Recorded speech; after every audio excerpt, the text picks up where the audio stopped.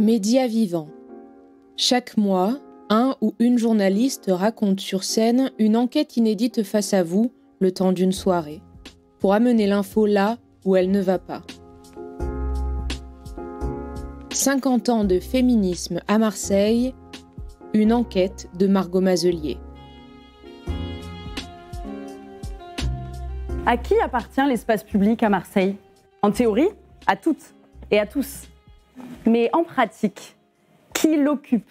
Qui y flâne ? Qui l'habite ? Si vous le voulez bien, baladons-nous un instant dans la ville. Remontons la Canebière. Nous arrivons dans le quartier des Réformés. C'est la fin de la journée. Les bars, les cafés sont pleins, mais en terrasse et dans les places, peu de femmes. Elles sont un peu plus loin, quand on remonte vers la plaine au niveau du parc pour enfants ou à la sortie des écoles. Oui, Marseille, comme beaucoup d'autres villes, est pensée pour soutenir et favoriser les rôles traditionnels masculins. C'est en tout cas ce que pense Leslie Kern, géographe, dans son livre « Une ville féministe ». Et justement, en 2022, lors des universités d'été de l'Assemblée des femmes, le maire de la ville, Benoît Payan, affirmait qu'il voulait faire de Marseille une ville féministe. Une ville dans laquelle les femmes se sentiraient écoutées, accompagnées et en sécurité. Et il ajoute, et nous partons de loin. Et nous allons le voir ce soir, nous partons de très loin. Rues privées d'éclairage public, équipements sportifs, occupés quasi exclusivement par des hommes, harcèlement de rue, déficit de transport en public. On ne peut pas dire que Marseille soit une ville confortable pour les femmes et les minorités de genre. Mais si Marseille est loin d'être une ville égalitaire, elle est une ville rebelle, dans laquelle l'oppression appelle depuis toujours l'insoumission. Et depuis des décennies, des femmes inventent des solutions pour faire de cette ville un endroit plus vivable. Et c'est cette histoire-là que j'ai voulu raconter dans Marseille trop puissante, et c'est cette histoire-là dont je veux vous donner un aperçu ce soir. Alors si vous le voulez bien, imaginons ensemble à quoi ressemblerait cette ville féministe. Commençons par le début. Ce serait un endroit dans lequel on pourrait se déplacer sans avoir peur, librement, sans prendre notre courage à deux mains avant de passer le pas de la porte. Car, on le sait, parmi les facteurs de désertion de la rue, il y a l'insécurité. Selon un sondage Ipsos de 2021, 81% des femmes auraient déjà subi du harcèlement de rue. Et on le sait, la peur restreint le mouvement. Ne pas emprunter des ruelles sombres, ne pas descendre dans les stations de métro, ne pas prendre les transports en public tout court, ne pas porter de jupe, ne pas porter de décolleté. 9 femmes sur 10 adoptent ces conduites d'évitement selon le baromètre sexisme 2023 publié par le Haut Conseil à l'égalité. Et Marseille n'échappe pas à la règle. Le harcèlement de rue et les agressions sexistes rappellent en permanence aux femmes et aux minorités de genre qu'ils ne sont pas les bienvenus dans l'espace public. Et face à cette violence quotidienne subie, des Marseillaises ont répliqué. Depuis que j'ai 13 ans, les hommes commentent mon apparence dans la rue. Nous sommes à Marseille, en 2019, et sur les murs de la ville, cette phrase, en capitale collée sur des feuilles de papier A4. Il s'agit du tout premier collage du collectif Collage Féminicide. Depuis, de nombreux groupes de colleuses autonomes ont essaimé à Marseille, en France et ailleurs. Et je suis sûre que vous les avez déjà vus le matin, en allant boire votre café, ou le soir, en rentrant du travail. La coupable, ce n'est pas moi, ni mes fringues, ni l'endroit. Le violeur, c'est toi. Je te crois. J'avais 17 ans. Chahinez, blessée par arme à feu et brûlée vive en pleine rue le 4 mai 2021 à Mérignac. On ne t'oublie pas. Alors on le sait, la pratique étant plus ou moins illégale, les colleuses agissent le plus souvent anonymement, en groupe et surtout la nuit. Il leur faut trouver le bon mur sur lequel le papier colle, invisible des caméras, mais visible des passants. Le but, dénoncer les violences conjugales et les féminicides. Et avec cette pratique, ces militantes occupent l'espace public d'une façon nouvelle. Elles ramènent les violences domestiques dans la rue pour en faire une problématique sociale. Et l'objectif, être vues et entendues dans un environnement où elles sont sans cesse invisibilisées et en insécurité.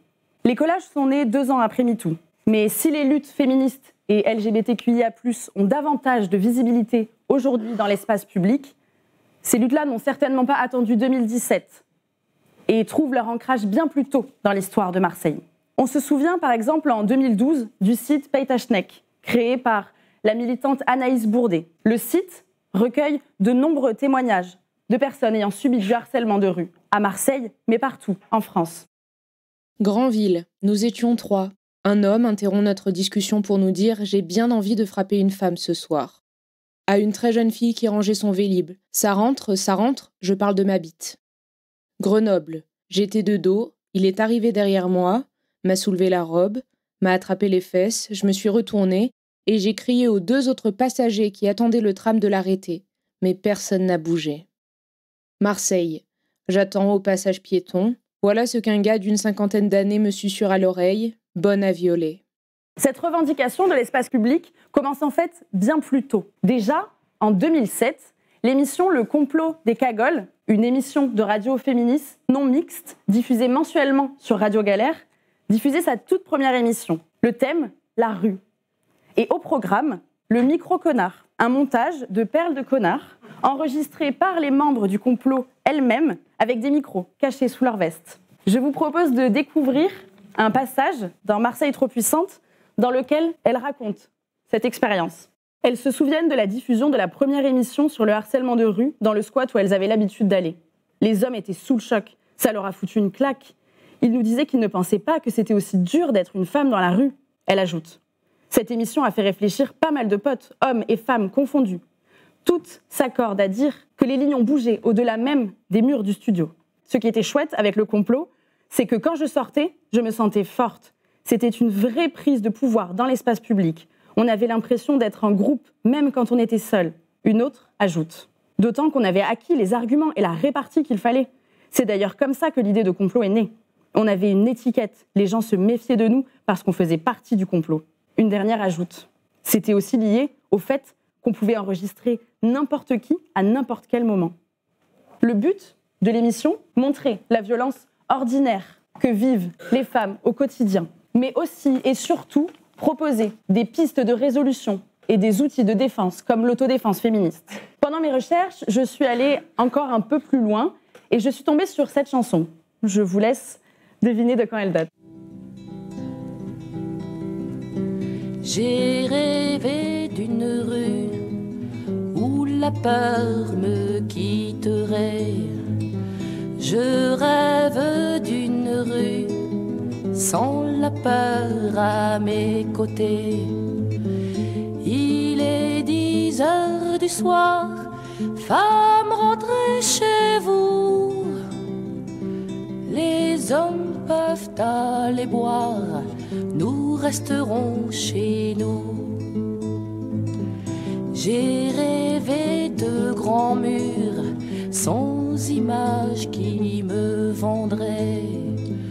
Je rêve de grands murs sans mon corps sur du papier.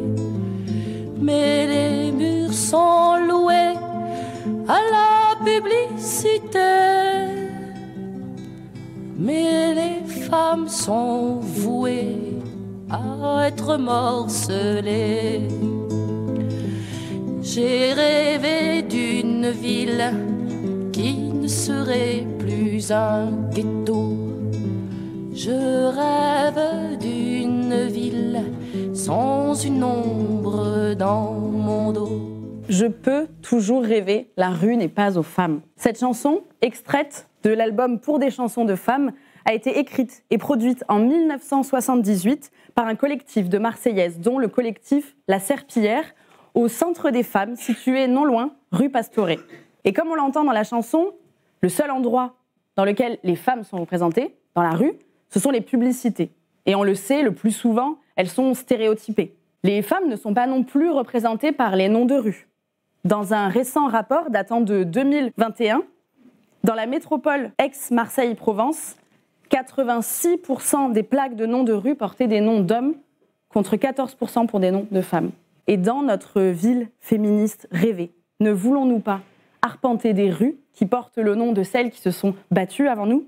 C'est pourquoi, en 1996, un groupe de personnes anonymes crée les Ladies Pirates. ces femmes, qui se sont principalement rencontrées dans les milieux militants lesbiens marseillais, décident de reprendre la rue et impriment des fausses plaques de rue qu'elles vont aller coller la nuit du 7 au 8 mars 1996. Et parmi les noms choisis, Clara Zetkin, Rosa Luxembourg ou encore Marie Curie. Et parmi ces militantes, Patricia Guillaume, dont la pratique du collage me fait penser aux colleuses dont on a parlé tout à l'heure, d'une certaine façon. Et c'est pourquoi je propose qu'elle me rejoigne sur scène ce soir, en compagnie de Lily Lison, colleuse aussi, et fondatrice du collectif Afrofemme. Elles viennent de 2 générations différentes, mais se retrouvent au sein de cette lutte. Nous les accueillons ce soir. Bonsoir. Bonsoir, merci beaucoup d'être là ce soir. Lily Lison, avant d'entrer en détail sur votre engagement militant, j'aimerais vous demander à quoi ça ressemble pour vous d'être une femme aujourd'hui dans l'espace public à Marseille. Question difficile. Question difficile, mais question très intéressante. Déjà, bonsoir tout le monde et merci Margot de l'invitation, déjà pour ce soir et pour le livre et pour visibiliser toutes les luttes, quelles qu'elles soient. Alors en fait, évoluer aujourd'hui en tant que femme à Marseille, déjà pour répondre à cette question, je pense qu'il faut que je me situe. Je suis une femme noire, je suis perçue comme une femme noire dans une société majoritairement blanche. Et donc je pense que l'espace public à Marseille a bien évolué, je pense, depuis 15 ans, ça c'est sûr. Mais en plus, donc, comme vous avez pu en parler, c'est les violences, les agressions sexistes, le harcèlement de rue. En tant que femme noire, je suis confrontée à ce qu'on appelle la misogynie noire. Ça veut dire que je suis à une intersection entre le racisme et le sexisme. Et moi, ce que je me constate aussi à Marseille, c'est qu'il ne faut pas oublier que cette ville est une ville coloniale. Donc, je suis une Caribéenne, je viens d'une colonie départementalisée. Donc, moi, cette question m'a fait penser à tous les touristes, quand ils arrivent à Marseille, ils vont à Saint-Charles, ils trouvent la bonne mer, c'est très beau, un paysage magnifique. Moi, ce que je vois, ce sont des statues coloniales qui rappellent le passé de mes ancêtres, et en plus de subir le sexisme et le racisme. On reviendra à ces questions-là, mais on va revenir un tout petit peu en arrière. Vous avez participé donc à ce mouvement des collages assez tôt, à ses débuts à Marseille. Est-ce que vous pouvez nous raconter pourquoi vous avez voulu rejoindre les colleuses et pourquoi vous en aviez besoin à ce moment-là et surtout comment ça se passait? Ouais, c'est vrai que c'était en 2019 que j'ai rejoint les collages féminicides, parce que c'était féminicide à l'époque. Je revenais d'Espagne d'ailleurs, parce que j'ai vécu en Espagne où je suis une militante depuis quelques années. Bon, vous allez le voir dans le livre, je pense, un petit peu mon histoire. Et pour moi, c'était, en fait, comme ça a été dit, c'était sur le fond et sur la forme, parce que du coup, c'était créer un contre-pouvoir.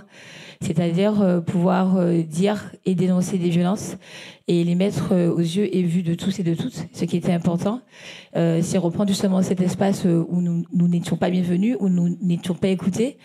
Et puis il y a cet acte de désobéissance civile. Et donc c'est un besoin parce que c'est dans le militantisme, mais ce que ça apporte aussi, c'est que se retrouver avec des personnes en non-mixité, parce que c'était sans homme cis, ça nous donne en fait effectivement une force en fait. Comme je dis, ça allume en fait la flamboyance de notre militantisme. Et exactement, c'est ce qui a été dit également, c'est que ça donne une force en groupe et ça donne une force seule. Et je pense aussi que ça permet aussi de créer cet égrégore en fait de féminisme qui fait que d'autres qui le verront, soit vont se poser des questions, mais surtout ne se sentiront plus jamais seuls. Justement, donc Patricia Guillaume, est-ce que vous voulez rebondir là-dessus? Est-ce que vous aussi, ça vous a apporté ça, cette pratique des collages? Donc, même si on entend que ce sont deux pratiques différentes, les choses qui sont dénoncées ne sont pas les mêmes, mais qu'est-ce que ça vous a apporté à vous, ce moment-là, en 96? C'est-à-dire qu'à ce moment-là, les féminicides, on n'en parlait pas, hein, on les vivait seulement. Enfin, surtout celles qui y restaient. Nous, on a choisi de renommer les rues parce que c'était une chose évidente. Les plaques de rue, tout le monde les voyait. Il n'y avait jamais aucun nom de femme. C'était une évidence pour nous. Il n'y avait pas cette gravité dans nos années de militance qu'il y a maintenant. On riait beaucoup. Ça, c'est vrai que c'est une chose qu'on doit dire. On a fait ça vraiment toujours en riant beaucoup. Et au matin, les gens allaient se réveiller. Ah tiens, c'est plus ma plaque de rue habituelle, ce sont des femmes. Ah, il y en a des femmes, tiens. Et on était contente de le faire, très contente. Il y avait beaucoup cette idée-là de enfin reprendre la rue d'une manière joyeuse. Voilà, on voulait s'imposer d'une manière joyeuse, mais quand même, on n'a pas pris de risque non plus, on faisait ça le soir, mais on était nombreuses quand même, enfin on était en équipe, nombreuses, on était une 8aine, voilà. Et puis on a fait d'autres collages à des moments où, des collages contre le Front National, où on était un peu plus... Les franches plombières, c'est ça? Les franches plombières, parce qu'on aimait bien les groupes, les petits groupes. Et là, on avait carrément mis des casques au cas où on nous frapperait sur la tête. Et puis voilà, et on avait décidé que quand même, quel que soit le coup, on allait reprendre la rue avec nos affiches, nos visuels, nos collages. Je vous pose la même question que tout à l'heure. C'était comment à l'époque d'être une femme dans l'espace public ? Est-ce que ce que dit Lily, ça fait écho ? Il y a une gravité actuellement parce qu'on sait déjà plus de choses. Peut-être qu'on avait moins de témoignages, moins de chiffres aussi alarmants. On était moins consciente de la gravité de la situation. Et du coup, on était un peu plus tranquille en fait. On estimait que ce qu'on faisait, c'était notre place, on y avait droit. On n'a pas remis en question ce truc-là. On était persuadés de notre bonne place en fait. Et on avait moins cette inquiétude de est-ce que dans la rue, c'est notre place voilà. Je pense quand même à la marche au flambeau de Aix là, oui, de 77, où il me semble, si je me rappelle bien, le mot d'ordre, c'était « Viol de nuit, terre des hommes ». C'est quand même, c'est pas mal. C'est quand même pas rien comme mot d'ordre. La classe. Il y avait quand même une forme de gravité dans le... Je sais pas, c'était des féministes d'Aix, je crois, qui avaient mis le mot d'ordre. Oui, c'est un beau slogan qui porte bien.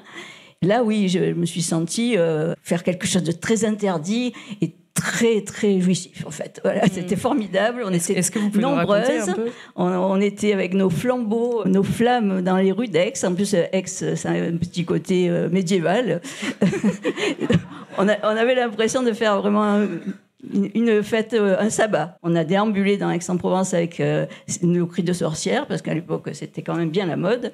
Et puis, le slogan « Viol de nuit, terre des hommes ». Et on a fait un truc, alors là, qui nous a... C'était toujours pareil, on s'amusait quand même, on n'oubliait pas de s'amuser. On est allé au cinéma porno d'Aix-en-Provence, qui maintenant est celui qui est dans les petites rues. Je rajoute, était un cinéma où il y avait d'un côté Disney et d'un côté le cinéma porno. Ah, j'ai découvert ça pendant l'enquête. Ah d'accord. Oui, et là, improbable. depuis, c'est un cinéma d'arrêt d'essai. Oui, c'est devenu un cinéma d'arrêt d'essai, ouais. Le porno mène à tout. On a vu une émission hier soir sur Arte qui le disait d'ailleurs. Et donc, on s'est mis à la sortie de ce cinéma. On a bombé les vitrines avec le même slogan, d'autres slogans. Les gens du cinéma ont tellement eu peur qu'ils ont fait sortir les clients par l'issue de secours derrière pour les faire s'échapper au cas où on se serait mis à leur sauter dessus, ce qui n'était pas notre intention. Mais on a manifesté notre mécontentement de tous ces corps marchands. Merci beaucoup pour ce témoignage. Je pense qu'on peut les applaudir. Lily Lison, je voudrais revenir. Vous avez participé donc au collage à ses débuts, mais très vite vous avez fondé un collectif qui s'appelle le collectif Afrofemme, avec lequel vous faisiez au départ des collages aussi. Mmh. Est-ce que vous pouvez nous raconter pourquoi ça a été nécessaire à ce moment-là de créer votre propre collectif ? J'ai commencé par créer Collage Afrofemme Marseille, parce que c'est vrai que je faisais partie des équipes de collage. Comme ça peut arriver souvent, je trouvais qu'il n'y avait pas assez de problématiques qui étaient liées au racisme qui étaient énoncées dans les collages. Et après, c'est vrai que j'ai créé le collectif suite à... quand j'ai fait de la manif, en fait, en 2020, le 2 juin. Pour situer, donc, Lily est à l'initiative avec une autre personne de la manifestation de juin 2020 au lendemain de la mort de George Floyd. C'est du ça. Meurtre de George Floyd. Et qui a été une énorme manifestation à Marseille. Oui. Il faut le dire. C'était pas prévu. Je pensais pas. Oui. Je pensais qu'on serait 50. On était 5000. Mais c'est pas grave. Du coup, en fait, en gros, c'est que c'était en coïncidence avec l'appel d'Assa Traoré. Donc, du coup, en même temps, j'avais déjà l'idée que j'avais dans ma tête de vouloir faire des collages un peu plus spécifiques liés aux problématiques des minorités de genre noir. Et suite à cette manif, donc j'ai créé le collectif. On a commencé à faire des collages qui étaient spécifiques effectivement à l'intersection de nos discriminations, mais également sur le racisme environnemental, parce que je viens de Guadeloupe et du coup on a pu faire des collages pour dénoncer le scandale du chlordécone. Est-ce que tu peux rapidement dire ce que c'est ? Alors le chlordécone, il faut savoir que le chlordécone est un pesticide, donc c'est un petit peu la même problématique que l'agent orange au Vietnam. C'est un pesticide qui a été interdit en Europe dans les années 70, mais pour écouler ses stocks, la France a décidé de les envoyer dans les Antilles et ils ont été utilisés dans les bananeraies. Et donc du coup, nous sommes le premier département français qui a le plus de cancers de la prostate, sans parler des problèmes qui sont liés aux femmes qui travaillent dans les champs. Donc en fait, ça c'est un cheval de bataille qu'on mène aussi. Et du coup, donc j'ai créé ce collectif et je me suis rendu compte qu'il y avait de la demande et qu'il y avait des personnes qui se sont rejointes justement pour faire ces collages contre le racisme environnemental ou bien spécifiques aux personnes et minorités de genre noir. On va revenir vers l'espace public, mais ce qui est intéressant justement, et vous le racontez bien dans l'entretien qu'on a eu dans le livre, c'est que à travers ce collectif, la pratique du collage n'a pas tant fonctionné que ça, et que finalement, ce qui marche aujourd'hui, c'est un nouveau concept que vous avez développé, les soirées About Love, oui, pour personnes noires et queer, en non-mixité, et qui se passe dans des lieux comme le centre LGBTQIA+, qui vient d'ouvrir à Marseille, ou au bar queer Le Boom. Avant, oui. Et donc là, j'en viens à ma question sur les lieux et sur l'importance des espaces en non-mixité, et on y reviendra plus tard, parce que vous aussi, Patricia Guillaume, à l'époque, vous avez eu besoin de développer des lieux dans lesquels vous vous sentiez en sécurité, dans lesquels vous vous sentiez bien, qui étaient aussi des lieux en non-mixité, donc c'était plutôt des lieux féministes et lesbiens à l'époque. Alors là, je vous pose la question à toutes les deux. En quoi c'est important pour habiter l'espace public d'aller se ressourcer dans ces lieux-là, d'avoir ces espaces-là pour peut-être sortir plus fort et ensuite occuper un espace qui est encore aujourd'hui violent?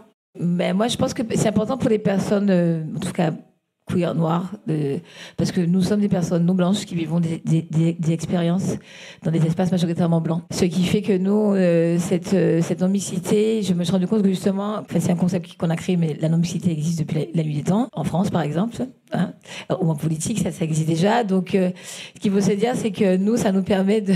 c'est vrai, c'est que des hommes blancs. Sur les terrains de boule à Marseille. Et sur les terrains de boule à Marseille aussi, voilà.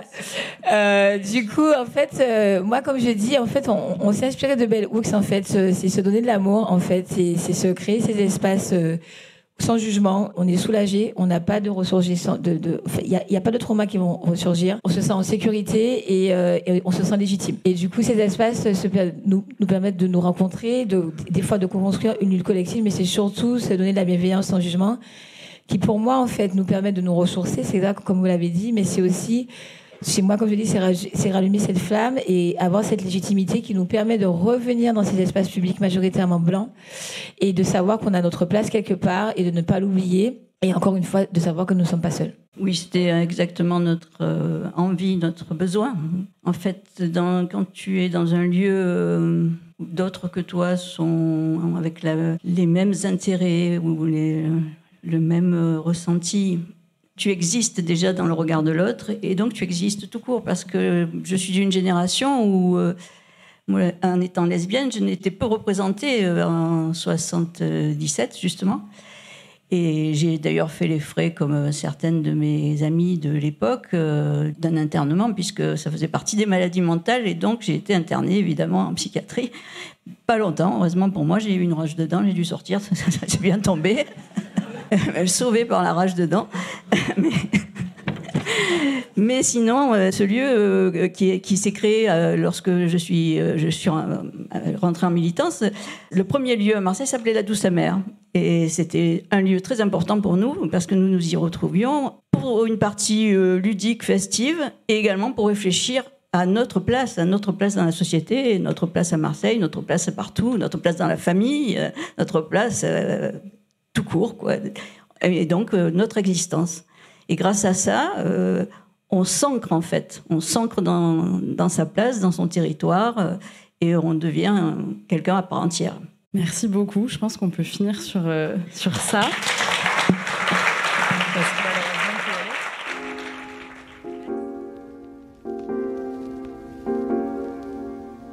Alors, si vous le voulez bien, revenons maintenant à notre ville féministe imaginaire. Ça y est, on peut se déplacer d'un point A à un point B sans avoir peur. Mais la question se pose alors. Où allons-nous ? Car il faut se rendre à l'évidence, les hommes ont plus de légitimité à s'installer dans l'espace public, ce qui se traduit forcément par une appropriation masculine des lieux dédiés aux loisirs ou à la flânerie. C'est en tout cas ce que montrait encore récemment un rapport de 2021 de la métropole Aix-Marseille-Provence. Les femmes se déplacent principalement pour accompagner les enfants et les personnes à charge du foyer, là où les hommes se déplacent principalement pour aller au travail ou à des loisirs. Alors si vous le voulez bien, montons maintenant jusqu'au Plan d'Ao, un quartier situé à Saint-Antoine, dans le 15e arrondissement de Marseille. D'ici, on voit toute la rade. Au milieu des immeubles, peu de femmes. Mais si on marche quelques mètres, on arrive devant une devanture colorée. C'est le Café des femmes. et à son origine, la lumineuse Souad Boukeshba et son association Les Femmes du Plan Daou en Action. Dans son livre La puissance des mères, la sociologue Fatima Wassak développe le concept de mère dragon, qu'elle oppose au concept de mère tampon. La mère tampon est le plus souvent assignée à la sphère privée et à son rôle de mère. La mère dragon, au contraire, sort dans l'espace public, prend de l'espace, prend sa place, s'y organise collectivement. Elle devient un sujet politique dont il faut prendre compte. Et Souad Boukeshba en est un très bon exemple, à mon sens. En 1997, enceinte de son 3e enfant, elle quitte un mari violent et retourne s'installer au Plan Daou, où elle est née et où elle a grandi. Là-bas, elle se rend compte que beaucoup de femmes sont dans sa situation, des mères célibataires, isolées, qui peinent parfois à joindre les deux bouts et dont les enfants sont confrontés à la fois au réseau de trafic de drogue, mais aussi et surtout aux violences policières. C'est pourquoi, 1 an plus tard, avec une vingtaine d'autres habitantes, elle décide de créer l'association des femmes du Plan Daou en Action. Si au départ, l'association vient apporter une aide alimentaire à ces femmes en situation de précarité, elle devient très vite un outil d'émancipation, groupe de parole, séjours, activités entre femmes, activités dans l'espace public. Entre 2000 et 2010, de nombreuses amicales et associations de femmes naissent de cet élan dans différents quartiers populaires de la ville. Mais si Souad a réussi à rendre le café aux femmes de son quartier et ailleurs, et nous y reviendrons un peu plus tard, d'autres espaces manquent encore de mixité. Je pense par exemple aux équipements sportifs publics, qui occupent une grande partie de l'espace public marseillais. Je pense par exemple au City Stade, aux aires de musculation ou encore au skatepark. Ces lieux sont occupés à 90% par des hommes. Alors si vous le voulez bien, retournons maintenant dans le centre-ville et arrêtons-nous au City Stade du Parc Longchamp un dimanche matin. Comme toutes les semaines, les membres du Drama Queer Football Club s'entraînent. Cette équipe de football transféministe, créée en 2020, compte dans ses rangs uniquement des femmes cisgenres, des personnes trans et des personnes non-binaires. Et vous imaginez qu'il a été difficile pour l'équipe de s'imposer sur le City Stade. Mais il n'est rien face aux obstacles qu'elle a rencontrés lorsqu'elle a voulu passer à l'étape supérieure. Car depuis sa création, l'équipe a vite grandi et a très tôt eu besoin d'un terrain plus grand. Et ce souhait s'est très vite transformé en réel combat pour s'imposer à la fois sur les terrains et dans les fédérations sportives qui, on le sait, sont largement dominées par les hommes. Alors, si vous le voulez bien, on va retourner un tout petit peu en arrière. En 1997, déjà, le groupe de supportrices Les Cagoles de l'OM, porté par Cécile Bernac et affilié au célèbre club Marseille Trop Puissant, dénonçait déjà le sexisme dans le milieu du football à Marseille. Dans leur manifeste, elles comparent les droits qu'ont les hommes et les femmes dans ce lieu. Elles disent, si les femmes se comportent comme les hommes, elles sont systématiquement taxées de cagoles. Et on le sait, ce terme, encore aujourd'hui, souffre de stéréotypes sexistes.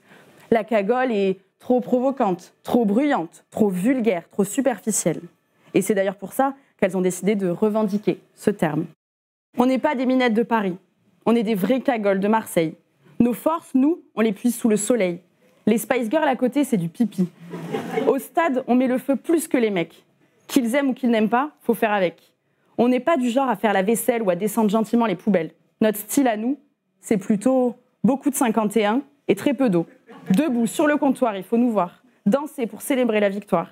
C'est sûr, l'image de la femme en prend un coup. Chez eux, qui confondent gonzesse et toutou. Mais pour ceux qui savent ce que c'est qu'une nana, on est le top, le rêve, le nirvana.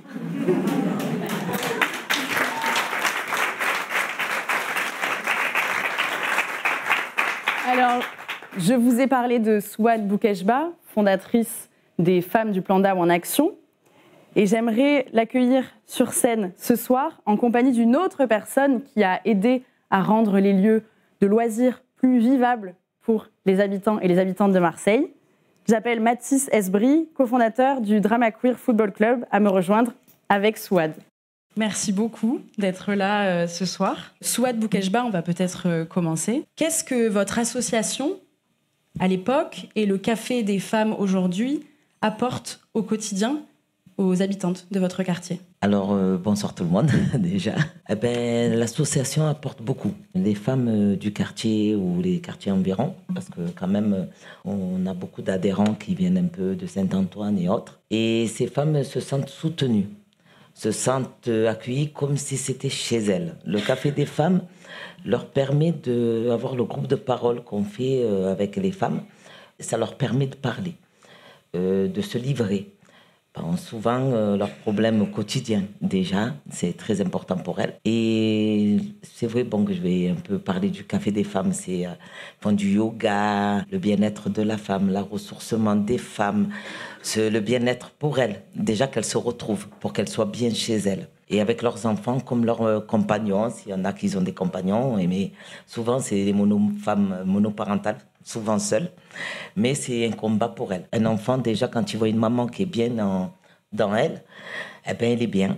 Si un enfant il voit sa maman en train de souffrir, aller chercher à manger tous les jours, se laisser délaisser, être pas bien, il ne peut pas être bien l'enfant.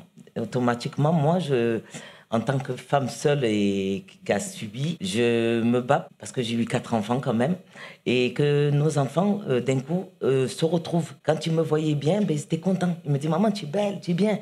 Mais si un enfant, il voit sa maman toujours en train de pleurer, de ne pas être bien, il n'est pas bien. Et moi, c'est important pour ça. Et l'association des femmes du Plan d'Eau, voilà, on a fait un food truck Tata du cœur pour que les femmes, justement... En hommage à votre mère, c'est ça qu'on surnommait Tata, c'est ce que vous me disiez. C'est ça. Moi, ma mère, c'était une dame de cœur. Et quand on était petit, on a perdu notre père très jeune. Et elle nous a élevés à 9 enfants toute seule. Et elle nous a appris à aimer l'autre. Lui qu'on n'a pas, lui qui... Alors, les voisins, tous venaient chez elle. Elle faisait des beignets, elle leur faisait du café, elle sortait dehors, on parlait, on était... Voilà. Mais nous, en tant que petits, on se retrouvait, on était contents. Mais le plus, quand j'ai vu que les femmes battues, par rapport à moi, mon histoire, les femmes, souvent, ne sortaient pas et ne divulguaient pas leurs problèmes. Et moi, ce que j'ai fait avec le Secours catholique, quand je suis allée, que j'ai fait mes bénévolats en même temps qu'ils m'ont aidé beaucoup. Et de là, je leur ai proposé de cuisiner, parce que je suis cuisinière de métier. Et j'ai dit, avec ça, en cuisinant, on peut parler. Et de là, j'arrive à parler. Et j'ai dit, les autres femmes faisaient de même. Et j'ai dit, alors, pourquoi je ne ferais pas cette association que le maire m'a aidé à faire, à cette époque, en 97. Et de là, nous et les femmes, on parle, on cuisine, et chacune de toute communauté, on se retrouve. Et ça, c'est important. Et c'est des moments de, ce que vous me disiez, en non-mixité, on en parlait tout à l'heure, donc entre soi, où il y a des moments de confidence, où on se retrouve, où on recoupe les vécus aussi. Tout à fait. Les vécus de chacune par enfant, parce qu'il y en a qui c'est avec la souffrance avec leurs enfants, il y en a qui c'est avec leur mari. Surtout dans l'époque où, de plus en plus, c'est beaucoup les enfants, il y a le mari ou les compagnons. Souvent, c'est ça. Et des fois, ça va très grave, c'est des situations très graves où nous, on intervient. On va avec plusieurs femmes, on va dans le domicile et on discute avec la personne et on calme le tout. Et il y en a qui sont encore ensemble et ça me fait plaisir. Avant de passer à Mathis, justement, vous commencez à en parler et vous en parlez très bien dans l'entretien, dans le livre. Vous faites quand même un travail permanent au sein de votre quartier de protection des personnes en situation de précarité, que ce soit des femmes monoparentales ou les personnes âgées. Vous allez résoudre les conflits, vous allez offrir du soin aux personnes à qui on n'en a parfois jamais offert. Vous faites un vrai travail, en fait. Et vous me disiez très justement que ce travail-là est souvent invisible, que des associations comme la vôtre et comme celle dont j'ai parlé tout à l'heure sont peu soutenues. Et en fait, vous venez faire un travail qui est essentiel dans le quartier. Et ce travail-là a été mis en lumière au moment du Covid, de la crise du Covid, puisqu'en fait, on s'est très vite rendu compte qu'il y avait des gens qui n'avaient pas de colis alimentaire, il y avait des gens qui mouraient parfois tout seuls. Qu'est-ce que vous ressentez vis-à-vis du fait que ça a été enfin reconnu, ce travail-là essentiel de soins, en fait, qui ne devrait pas être mené par vous? Oui, en 2020, c'est vrai que le Covid était là. Des personnes m'ont contacté, m'ont téléphoné, des personnes âgées, qui avaient des difficultés pour manger, il y en a qui n'arrivaient pas à se déplacer. Du coup, je suis allée, moi, le lendemain, le président disait « nous sommes en guerre ». Moi, j'étais dehors. Voilà, la guerre, je l'ai fait sur le terrain. C'est vrai que j'étais beaucoup fatiguée aussi, jusqu'à maintenant, parce que j'arrête pas. Mais je veux dire, à un moment, je montais les étages. Quand j'arrivais chez les personnes que je tapais, j'ai trouvé des personnes alitées. Dans leur lit, il n'y avait personne autour d'eux. Et elle me dit, entrez. Moi, je rentre, je vois que c'est une dame que j'ai connue petite. J'ai dit, c'est pas possible de voir laisser une personne seule, alitée, et qu'elle n'a rien autour d'elle. De là, j'ai mis un combat. J'ai dit, on ne va pas laisser les gens comme ça. Il doit en avoir combien dans cette situation? Alors, un plateau repas cuisiné avec les tatas du cœur, les femmes de quartier, pour leur donner un petit emploi, justement, de les sortir de leur misère sociale, c'est de leur amener un plateau repas, ces personnes âgées, aux familles monoparentales, et le bien manger, parce qu'il y a des petits qui ne mangent une fois par jour. Ils n'ont même pas un déjeuner. Et moi, c'est mon combat. Le combat de moi et mes bénévoles, hein, parce que c'est facile de dire moi, mais je parle un peu tout le monde, et on est tous dans ce cas de figure, logiquement, c'est de se battre contre la pauvreté qui se trouve à Marseille. Parce qu'il y a beaucoup de pauvreté invisible. Et c'est ça, les invisibles. C'est que souvent, c'est pas lui qui a besoin qui va venir taper. Il est beaucoup il a honte, comme les femmes battues. C'est la même chose. Et moi, je vais de l'avant. Je vais les rencontrer, je vais discuter. Et c'est un combat de toutes les bénévoles de faire et tout le monde. Et ça, c'est important qu'à Marseille, maintenant, comme on reconnaît depuis le Covid avec la ministre Nadia Aye, c'est là que je suis allée à Paris, j'ai dit ce que je pensais. Et je parlais, les personnes âgées, les si. Et de là, elle me regarde, elle me dit, mais j'ai dit, je veux un food truck pour aider les familles à aller dans les quartiers. Il faut donner à manger. Elle me dit, mais arrête de rêver, Swad. Tu auras ton food truck. Et c'est vrai, j'ai eu mon food truck. Et j'ai été reconnue depuis. Merci.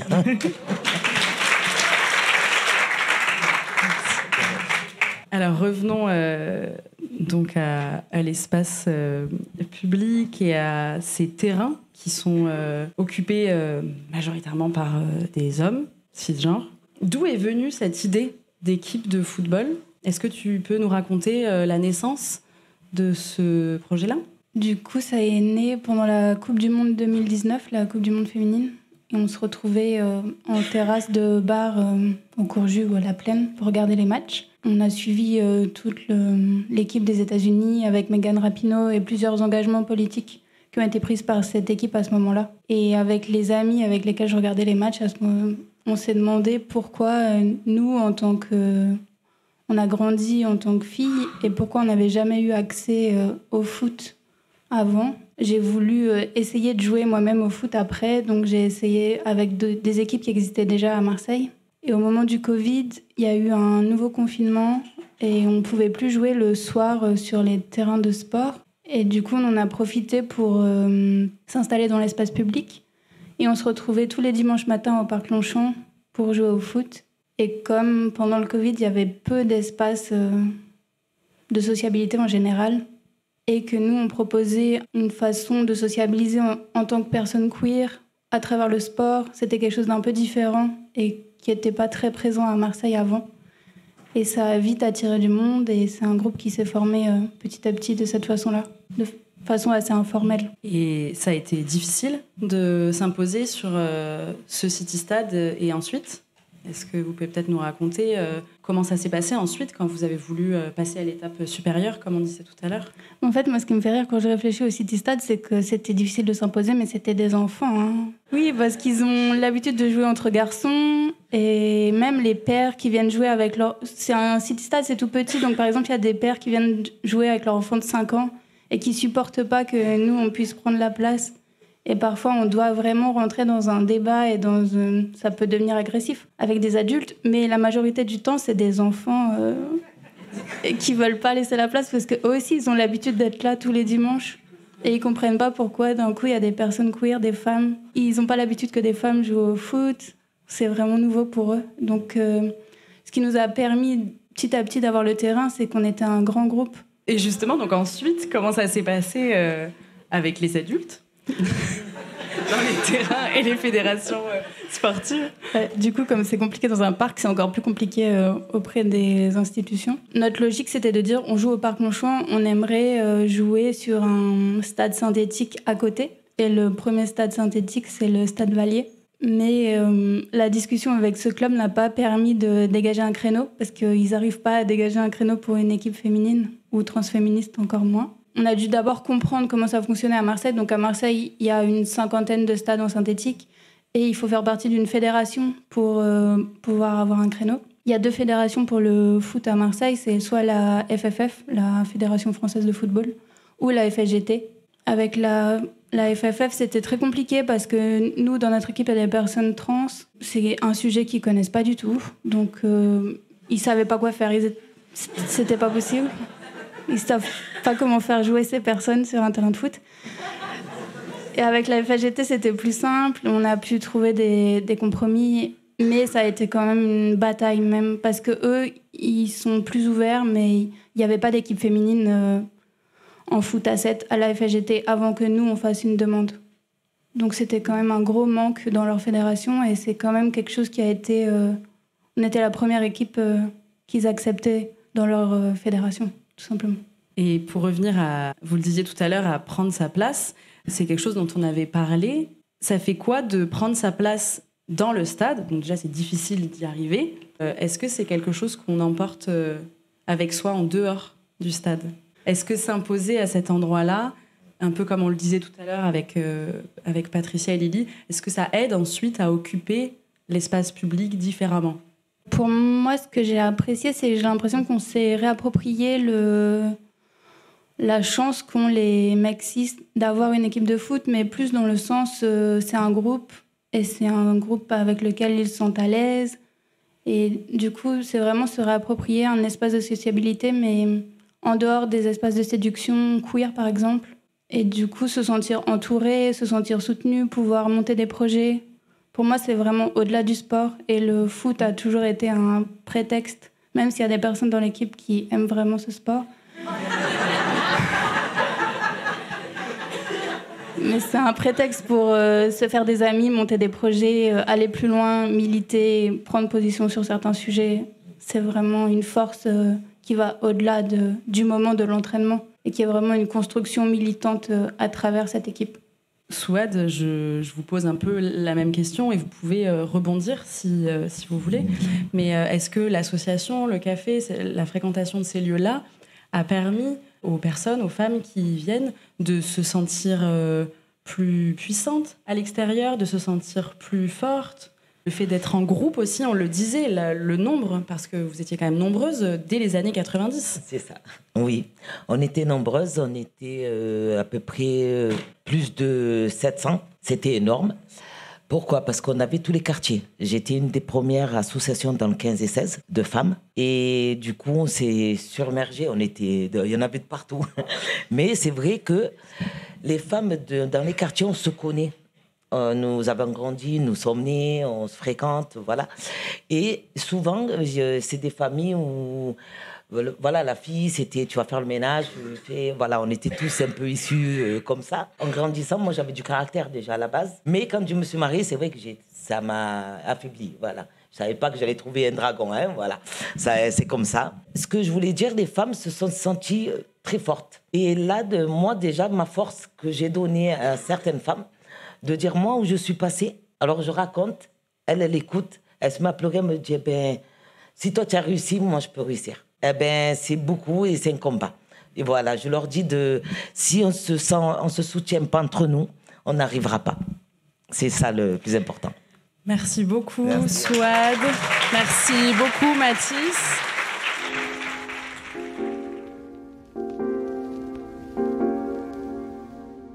On l'a donc compris en creux dans ce deuxième entretien.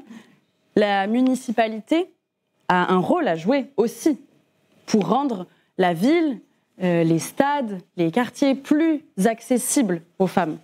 Alors, quelle politique publique la ville de Marseille mène-t-elle pour rendre ces rues plus inclusives? Pour répondre à ces questions, j'invite Sophie Roch, adjointe au maire en charge de l'état civil et présidente d'HES France.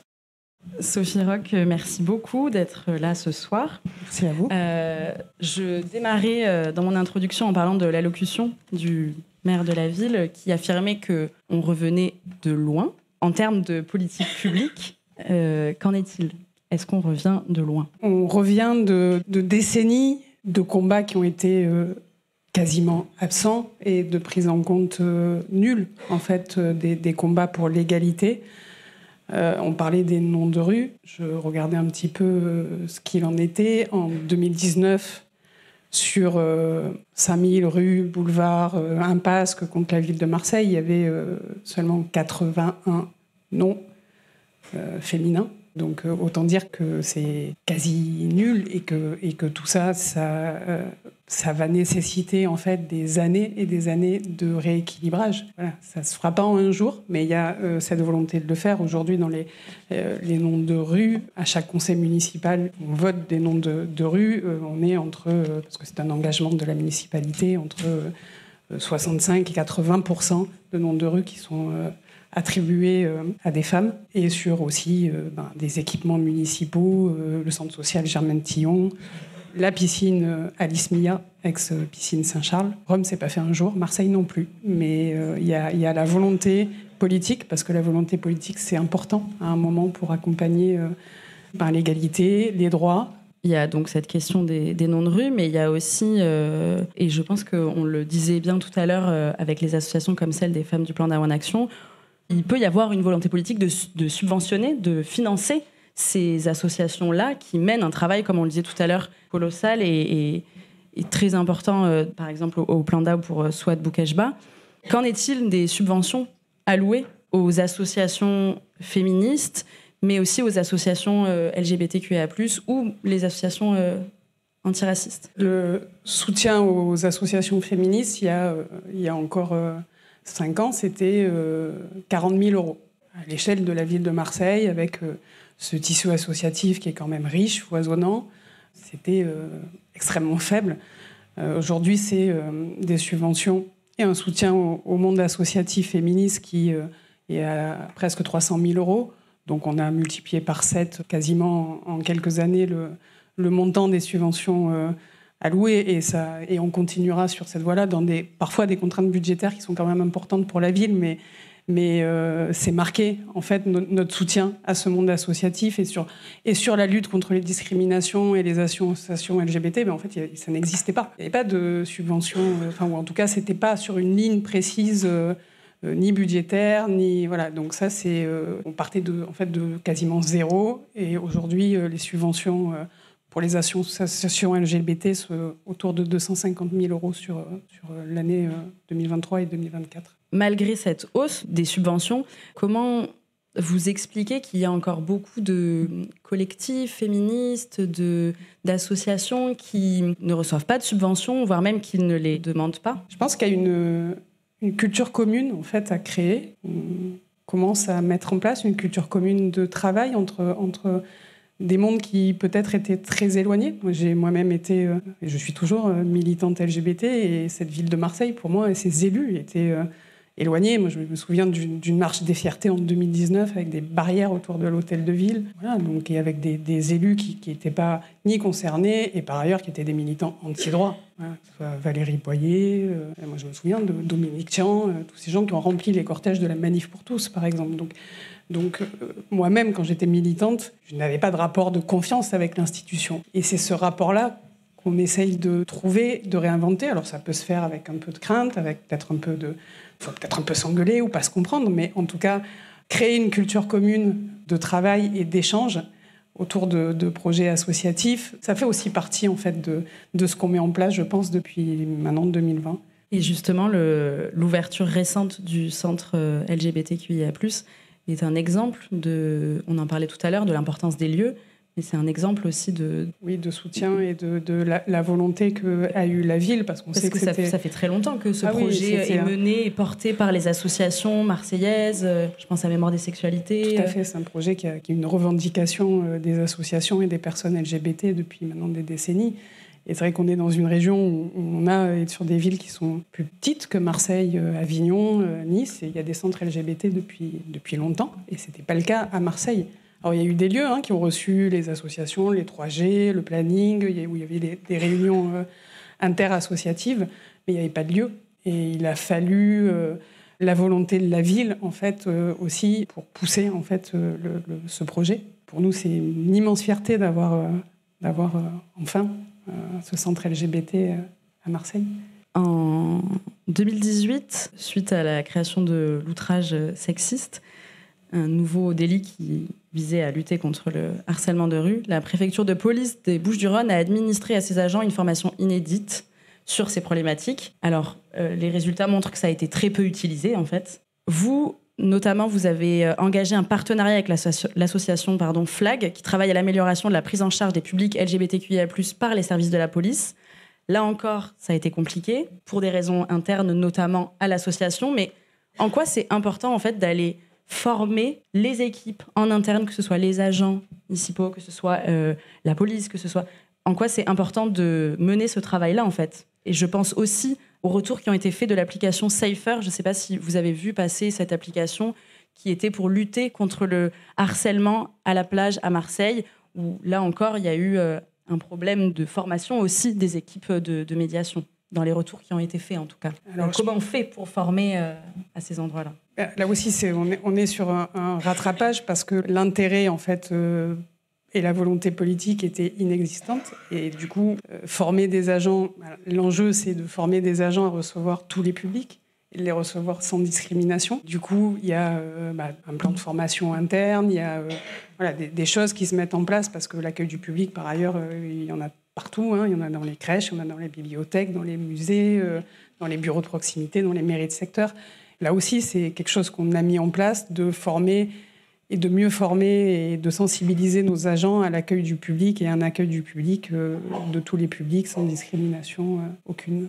On en a parlé déjà ensemble et vous l'avez évoqué tout à l'heure, vous êtes vous-même militante. En 2021, vous prenez la parole avec d'autres élus dans la Marseillaise pour revendiquer votre homosexualité. En quoi ce témoignage public est important aujourd'hui quand on aborde la question de la visibilité et les représentations dans l'espace public ? Moi, je sais que, par exemple, dans ma jeunesse, j'ai longtemps souffert de l'absence de modèle. Tout simplement, je ne savais pas ce que c'était une lesbienne. Je ne l'avais pas vue. Il a fallu l'arrivée de certaines séries télé pour me dire « Ouh là là, on peut voir des lesbiennes à la télé ».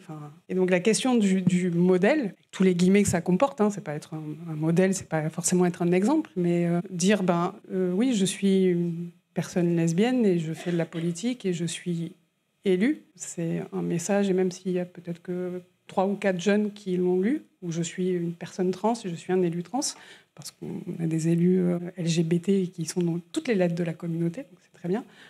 Si ça peut aider ne serait-ce qu'un ou 2 jeunes, parce qu'ils ont lu l'article, je pense que c'est important, et c'est important d'incarner en fait les combats. C'est pas seulement des idées politiques, c'est qui les porte à un moment donné. Et je pense que c'est l'engagement politique, il est là aussi pour ça. C'est un milieu qui reste, on en a parlé, y compris à gauche, dominé par le modèle hétéro-cis masculin, en fait. Et il ne faut pas hésiter aussi à se dire qu'il ne faut pas rester éloigné aussi du monde politique. Et prendre ses armes militantes, prendre ses armes intellectuelles, prendre une carte ou pas, s'engager dans le militantisme associatif, dans le militantisme politique, c'est aussi mieux incarner les combats, parce que qui d'autre que les personnes concernées, à un moment donné, peuvent aussi porter des politiques publiques d'égalité. Donc c'était le sens de cet article. Ça n'empêche pas que, en tant que personne concernée, moi j'ai une délégation qui est très régalienne. Je ne m'occupe pas forcément des droits LGBT ou des droits des femmes au quotidien, mais parce que je suis une personne concernée et une personne lesbienne, en effet, j'ai une sensibilité à certains sujets que mes collègues, par exemple masculins, blancs, hétéros, pas forcément. D'ailleurs, certains élus ont joué un rôle, par exemple, au moment où il a fallu trouver un terrain. Donc il y a quand même, dans le cas des Drama Queer Football Club, il y a quand même un rôle à jouer, vous l'avez très bien dit, et on l'a vu tout à l'heure, des élus à ces endroits-là, même parfois en interne. Oui, tout à fait. Il y a des jeux d'influence en interne, comme dans toutes les collectivités, où à un moment, il faut... Même si ce n'est pas visible, mais en tout cas, on favorise et on pousse aux politiques publiques en faveur de l'égalité. Mais moi, je suis par ailleurs fière, je profite de cette occasion pour le dire, je pense qu'à Paris, on a Alice Coffin, qui est une femme que je respecte profondément pour ses combats, mais qui est très seule dans le paysage politique parisien. Et moi, je suis fière qu'à Marseille, il y ait plusieurs élus LGBT, out, et militants qui ne sont pas out simplement comme... certains premiers ministres, mais qui sont aussi des personnes militantes et qui, je pense, resteront des personnes militantes toute leur vie, y compris après la politique. Merci beaucoup, Sophie Roch. Merci.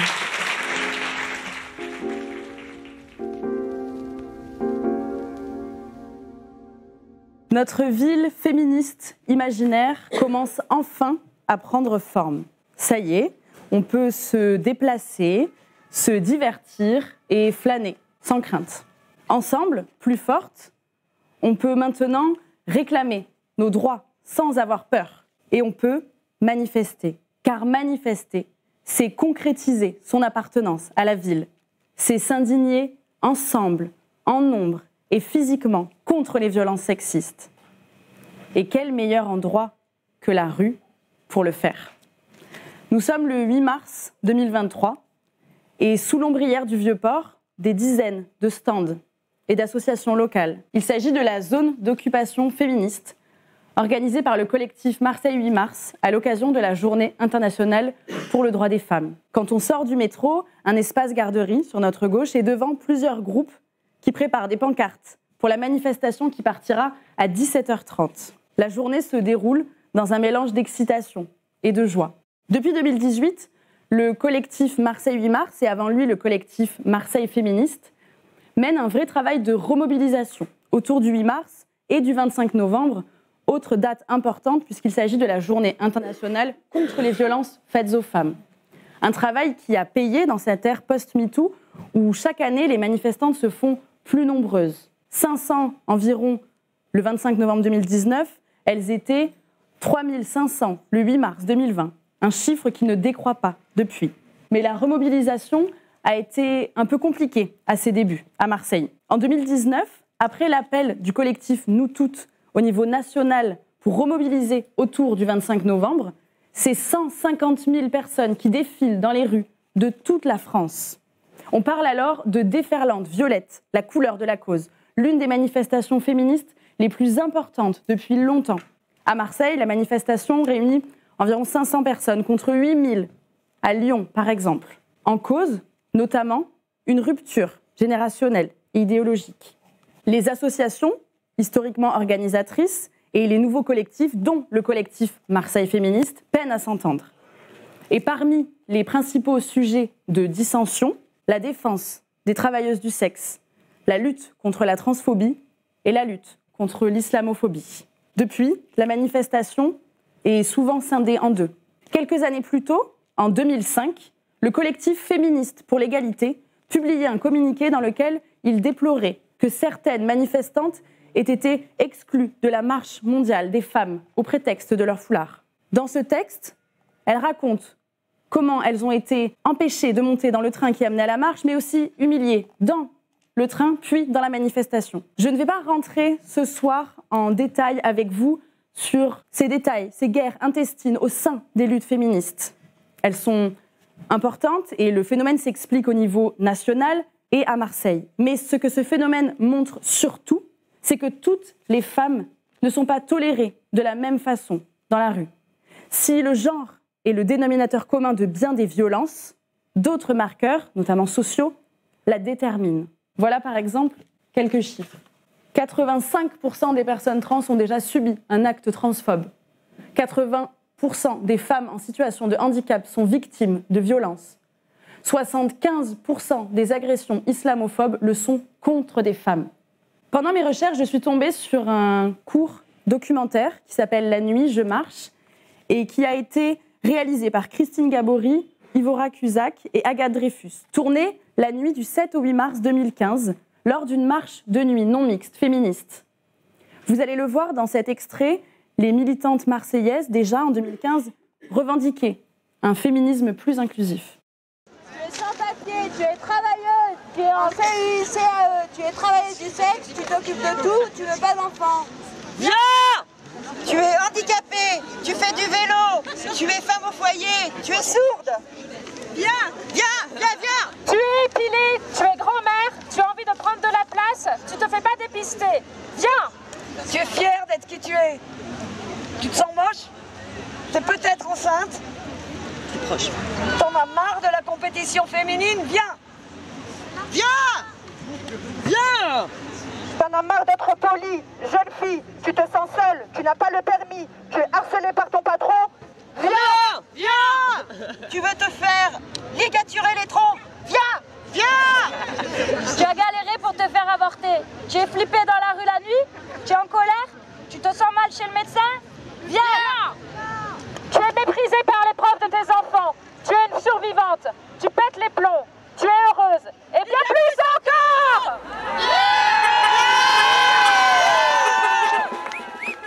Cette perspective intersectionnelle, c'est-à-dire le fait de considérer que les différentes formes d'oppression s'articulent et se renforcent mutuellement, s'est démocratisé après MeToo.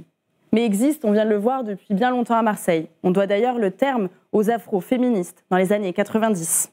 Cette perspective intersectionnelle rend la rue à toutes les femmes qui en étaient exclues jusque-là. Elle offre une diversité de femmes fortes dans l'espace public. Et pour évoquer cette question, j'invite à me rejoindre sur scène une jeune féministe, Myriam Loussif, également autrice. Bonsoir Myriam. Bonsoir. Vous êtes donc, je le disais, l'autrice du recueil intitulé Les défaillances du cœur qui, je cite, évoque la vie d'une jeune adolescente banlieusarde et qui, à mon sens, montre bien comment les discriminations peuvent s'ajouter les unes aux autres. Est-ce que vous êtes d'accord pour nous lire un texte de ce recueil ? Nous sommes. Je suis celle qui, durant ma scolarité, a été le sujet favori des médias. Une année pour la longueur de mes vêtements, une autre pour ce que je place sur ma tête. Je suis celle qu'on en a privée de parole beaucoup trop longtemps. Je suis la personne qui ne doit pas montrer son torse s'il est développé. Je suis celle que l'on sexualise quand je porte des lunettes ou alors quand j'ai une sucette à la bouche. Je suis celle à qui on dit de se couvrir quand je nourris mon enfant. Je suis celle à qui on demande de quitter le bus pour son voile, celle que l'on accuse d'être provocatrice quand je porte une jupe. Je suis celle que l'on accuse d'être une mauvaise mère lors des dîners. Je suis celle qui doit subir les défauts de son mari ainsi que son infidélité pour ne pas être la risée de la famille. Je suis celle à qui on a donné une date de péremption pour avoir des enfants. Je suis celle à qui la société crée des complexes si je décide de ne pas m'épiler, maigrir, grossir, me maquiller ou ne pas le faire. Merci beaucoup pour cette lecture, Myriam. Ce texte est très beau et très fort. Pourquoi vous avez décidé de l'écrire ? À quel moment ? Qu'est-ce qui s'est passé ? Est-ce que vous pouvez nous en dire plus sur ce texte ? Qu'est-ce qui l'a déclenché ? J'ai commencé à l'écrire il y a 2 ans. Au début, ça parlait que de moi en tant que femme. Et petit à petit, je me suis ouverte à d'autres thématiques. Au début, quand je parle de porter une jupe, je parlais de moi. Et ensuite, du voile, je parle encore de moi. Quand je parle d'être la risée de la famille, si je ne subis pas l'infidélité, c'était une discussion entre ma mère et sa copine. C'était vraiment des trucs que j'allais recueillir à droite et à gauche. Je me suis dit que c'était important d'écrire quelque chose où tout le monde se sentait concerné, où tout le monde pouvait se dire « Ah oui, c'est moi », et que la seule cause, c'était le fait d'être une femme. Et justement, votre rapport à l'espace public, à vous, c'est quoi aujourd'hui ? Au début, ça a été très compliqué parce que les premières fois où ma maman elle allait me laisser sortir ou être seule, c'était compliqué parce qu'il y avait du coup l'harcèlement de rue. Et ensuite, c'est par rapport au voile, ça a été encore plus compliqué parce que le harcèlement de rue, il y a encore. Mais c'était où à l'école, on n'est pas forcément accepté, ou à chaque fois que je parlais de débat, je débattais avec mes profs sur cette thématique ou autre. Une fois, on m'a parlé des hirondelles de Kaboul de Yasmina Khadra. Ou alors même chez le psy, où on me disait, quand je me plaignais de ça, on me disait « Ah, mais tu sais, j'ai la maman d'un ami qui était dans un pays arabe et on se moquait d'elle parce que elle était pas habillée sur la plage. » Donc c'était à chaque fois où on me ramenait à ça. Donc ça a été compliqué. C'est de mieux en mieux parce que justement il y a ces femmes avant moi qui ont créé des espaces où moi je peux m'exprimer là-bas, où on me donne confiance en moi en tant que femme, que ce soit en tant que femme tout court, quoi, avec ou sans le voile ou autre. Donc oui, là ça va beaucoup mieux. Et ces espaces, donc c'est des espaces en non-mixité, c'est des espaces qu'il a été difficile de trouver, c'est quoi comme espace ? Au début, en tant que femme, c'était à l'école. C'était avec ma prof de français, du coup en 5e. On parlait de plein de thématiques dont on n'abordait pas forcément chez moi ou avec mes copines ou dans la rue. Et ensuite, ça a été avec des collectifs, notamment, c'est pas un collectif, mais c'était des réunions anti-islamophobie à la DAR. Et là, je me suis dit, ah oui, on est quelque part, quoi. Et moi, que ça soit sur toutes les féministes que je suivais sur Insta, toutes les manifs, je voyais pas de femmes qui portaient le voile. Donc là, ça m'a vraiment rassurée de me dire que je pouvais parler sans être radicale, complotiste et tout ça. Ou de ramener cela à ça, alors que c'était le sujet, quoi. Comment tu perçois ton féminisme ? Ça veut dire quoi pour toi ? Il se manifeste vraiment par une grande sororité envers toutes les femmes, déjà, et le fait de soutenir ces femmes, vraiment. Même pour moi, c'est déjà pouvoir être dans la rue ou à la maison, dans tout l'espace qui a été créé, et aussi une vraie sororité. C'est quelque chose qui revient souvent, même dans tes textes sur lesquels tu écris. Justement, qu'est-ce que vous pensez de ce qui vient d'être dit ? Je ne l'ai peut-être pas dit, mais vous avez 16 ans, 17. Qu'est-ce que vous pensez de cet héritage, de ce qui a été dit J'ai trouvé ça très beau, je suis vraiment très fière d'elle. Et j'ai eu des frissons quelques fois, je me suis des fois sentie très comprise. Et des fois, je me suis dit, mais c'est trop bien. C'est vraiment trop bien. Et c'était peut-être des thématiques où je me sens pas vraiment concernée. Mais c'est vraiment bien que tout le monde ait sa place quelque part. Je me répète, je crois. Non. Ok. Tu insistes. Oui. C'est bien. Et j'ai peut-être une dernière question parce que j'ai un petit peu dépassé le temps. Qu'est-ce que vous espérez pour l'avenir, pour vous, pour les femmes dans l'espace public ou ailleurs ? Tout simplement que la lutte, elle continue, que, encore une fois, toute femme se sente à sa place où elle veut, j'espère plus jamais entendre une femme dire « je peux pas faire ça parce que je suis une femme », que ce soit une profession, aller quelque part ou autre. Et ça serait vraiment le rêve. Merci beaucoup, Myriam.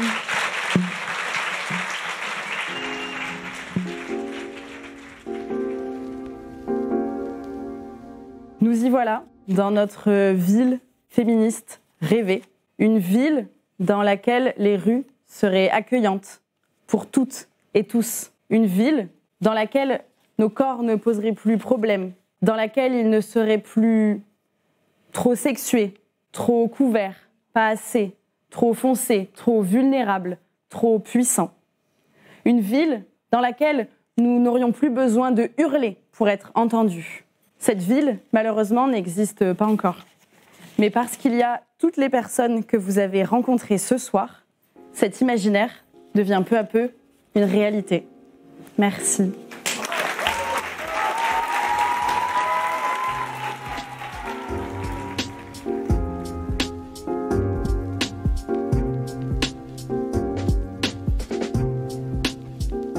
C'était 50 ans de féminisme à Marseille, une enquête de Margot Mazelier. Chaque mois, un ou une journaliste raconte sur scène une enquête inédite face à vous. Le mois prochain, retrouvez Écolo cherche forêt à acheter. Ce podcast vous a plu ? N'hésitez pas à parler de notre projet autour de vous et à nous attribuer des étoiles. Et n'oubliez pas, l'actualité se raconte aussi dans notre newsletter. L'inscription est gratuite depuis notre site mediavivant.fr. Le projet ne grandira pas sans vous. Alors merci et à bientôt.